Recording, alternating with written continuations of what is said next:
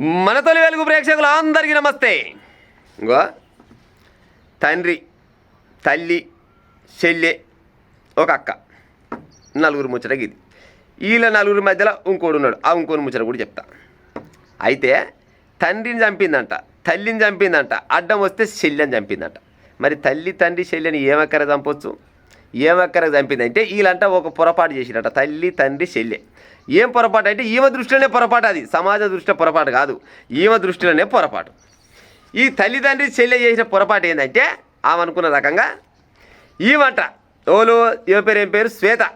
ఈ శ్వేత అంట ఆమెనంట ఒకరికి మరిగిందంట.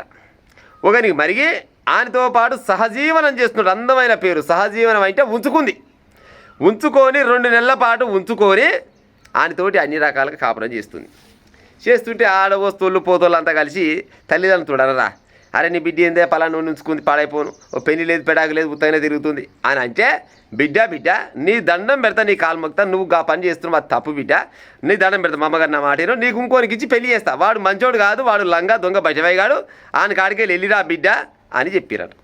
చెప్తే నేను వినను, నాకు ఆడే కావాలి. అదే కాకుండా 30 లక్షల రూపాయల అప్పు చేసిందట. చూడు ఎంత మునగానే ఆడి మనిషి. 30 లక్షల రూపాయల అప్పు చేసింది ఆడి మనిషి అంటే చూడు మరి అది ఎసబొంటి ఆమె ఏం కథ అనేది ఇక మీరే చెప్పాలి.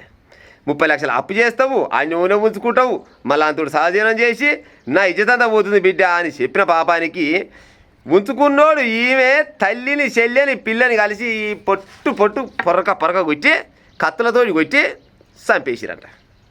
పైన ఇక అంటే వాళ్ళు చేసిన తప్పేంది అంటే మీకు నచ్చిన రకంగా అంటే గిసొంటోళ్ళ గురించి మీకు నచ్చిన రకంగా ఎవరెమ్మడి పడితే ఆనెమ్మడి పోయి ఏడబడితే ఆడ సంసారం చేసుకుంటా విచ్చలవిడి శృంగారాలు చేస్తుంటే కన్న పాపానికి తల్లిదండ్రులు అది తప్ప అని చెప్పడం తప్ప అనకూడదా? ఒకవేళ అట్ట అనుకుంటే వాళ్ళ తల్లిదండ్రులు ఎట్ట అవుతారు? తొడబుట్టిన చెల్లె మాత్రం అన్న మాత్రం అనకూడదా? అనుకుంటే వాళ్ళ చెల్లె ఎట్ట అవుతుంది, అన్నెట్టు అవుతాడు? గింత బరితే గిడిచిపోయిరు కొంతమంది ఆడోళ్ళు. వీళ్ళని ఏమనాలో చెప్పురిగా. ఆడు మంచోడు కాదే తల్లి మా అమ్మగాని నీకు ఇంకొని ఇచ్చి పెళ్లి చేస్తా, వారితోటి సహజీవనం చేస్తున్నామంట, వాడిని ఉంచుకున్నామంట, మమ్మగాని తప్పు పద్ధతి అంటే నా సకదానాల బంగారాన్ని ఉంచుకుంటే మీరు వద్దంటారా అనుకొని తండ్రిని తల్లిని చెల్లెని ఏడు కాడికి నరికి చంపితే ఈ ఎసవంటి ఆడి మనిషి ఏం కాత సిగ్గుండాలి జరనాల దీన్ని నాశనం అయిపోను.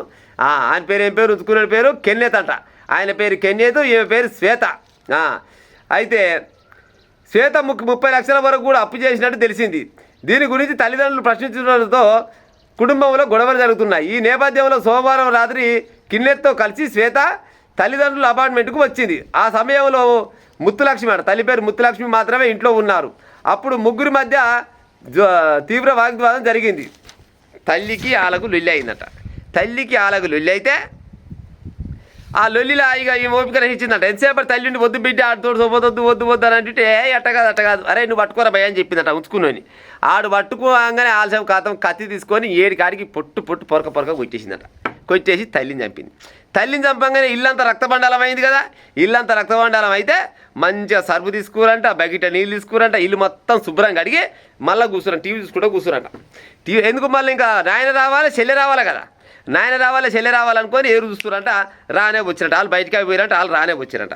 వాళ్ళు రానే వచ్చి చూస్తున్నాగానే ఏమైంది ఇట్లా మా ఇంట్లో కూర్చుని ఏం సంగతి అని ఆ ఉంచుకున్న అడిగేసరికల్లా ఆడు వెంటనే చెల్లె మీద దాడి చేసినట. చెల్లె మీద దాడి చేసి చెల్లెని చంపినట. చెల్లెని చంపినాక తండ్రి ఆడు లొల్లి పెడుతున్నాగానే ఏం చేసిరు, తండ్రి పైన కూడా దాడి చేసిరు. చెల్లె చచ్చింది, తల్లి చచ్చింది, తండ్రి పైన దాడి చేసి తండ్రి పైన కూడా కత్తితోటి ఇష్టం వచ్చిన రకంగా కనీసం సుమారు పేపర్లు ఇచ్చిన ముచ్చటి కనీసం 20-25 పోటు పొడిచిరట. 20-25 పోటు పొడిస్తే కాపాడు అని ఆయన అప్పుడు గట్టిగా లొల్లి చేస్తే ఆ చుట్టుపక్కల వాళ్ళు వినంగానే వీళ్ళు ఆడికెళ్ళి ఇద్దరు బగాంచిరాడు. ఇద్దరు బయటికి వెళ్ళేసరికల్ అన్ని పోటు పొడిచిన బయటికి వెళ్ళంగానే చుట్టుపక్కల వాళ్ళు కలిసి అయ్యో ఏమై అంటున్నాగానే వీళ్ళిద్దరు ఉరికిరంట. ఇదిరిక సరకాలు ఆయన కొనిపోయి దాకాన కొనిపోయిరంట. దాకాన కొనిపోయి చూస్తారకల్లా అప్పటికే డాక్టర్ పట్టుకొని చూస్తే అయిపోయింది, మన చేతిలో ఏం లేదు, చనిపోయింది అని చెప్పిరట. కథం పైన వీళ్ళిద్దరు పరారులో ఉన్నాడు. ఎక్కడ పోతున్నో వీళ్ళు పరారుగా అయ్యి ఎక్కడ పోతారు? ఈ ఉంచుకున్నోడు ఆమె ఇద్దరు కలిసి ఏడికి పోతారు, భూమి గుచ్చుకొని పోతారా లేకపోతే ఆకాశానికి ఎగిరిపోతారా? ఎక్కడ పోయినా కానీ ఇవాళ కాకుండా ఇంకా 4 రోజులకైనా దొరకవలసిందేనా?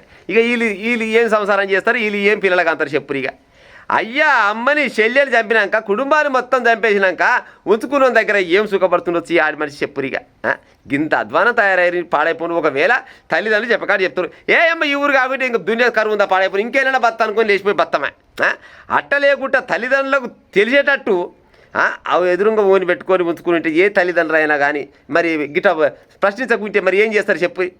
వాడిని ఉంచుకుంటేవి 30 లక్షల రూపాయల అప్పు చేస్తేవి మరి ఈ అప్లోడ్ కట్టాలి ఆ ఉంచుకుంటే ఇప్పుడు ఇజ్జత్ పోయినట్టు కాదు వాళ్ళది.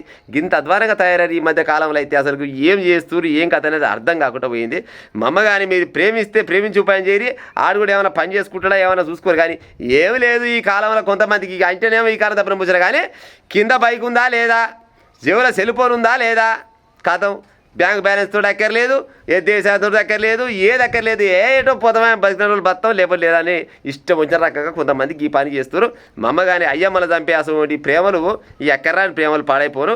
గిసవంటి పని చేస్తే ఎన్నడుకున్నా పాపమేనుల్లా.